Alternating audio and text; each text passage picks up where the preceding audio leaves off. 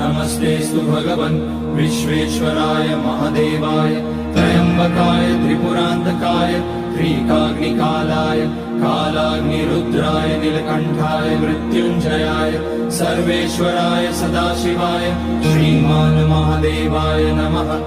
ॐ नमः शम्भवाय च मयोभवाय च नमः शङ्कराय च मयस्कराय च नमः शिवाय च शिवतराय च। ॐ त्र्यम्बकं यजामहे सुगन्धिं पुष्टिवर्धनम् उर्वारुकमिव बन्धनान् मृत्योर्मुक्ष्यमामृतात्।